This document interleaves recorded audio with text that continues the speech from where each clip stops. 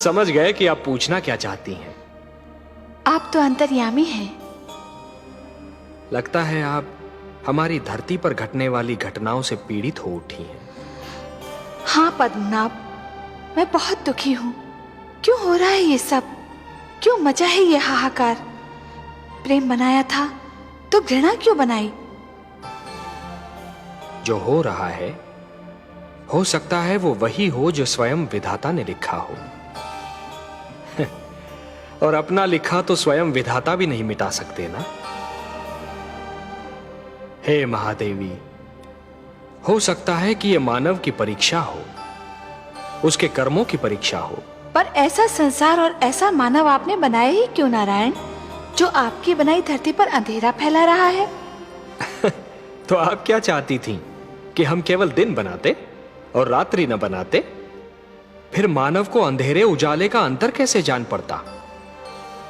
विष न होता तो अमृत की महत्ता कैसे जानी जाती? पुष्प के साथ कांटे न होते तो पुष्प के सौंदर्य को कौन जान सकता? पतझड़ न आती तो वसंत ऋतु इतनी सुहानी कैसे लगती? हमने मानव को बनाया है देवी। मानव इतिहास को बनाने का कार्य हमने अपने हाथों में नहीं रखा, वो तो उसी पर छोड़ दिया है।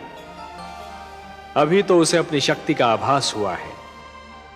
इसी से उसे न्याय अन्याय, सत्य असत्य, धर्म अधर्म और पाप और पुण्य की जानकारी भी होगी। हमने बुद्धि दी है मानव को, विवेक दिया है उसे।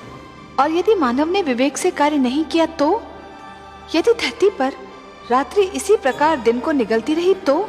अंधकार प्रकाश को डसता रहा तो? तब क्या करेंगे आप? चिंता मत कीजिए देवी। यदि असत्य और अधर्म अपनी सीमा को पार कर गए, यदि धर्म की हानि होने लगी, तो हम स्वयं धरती पर जाएंगे। हम वचनबद्ध हैं।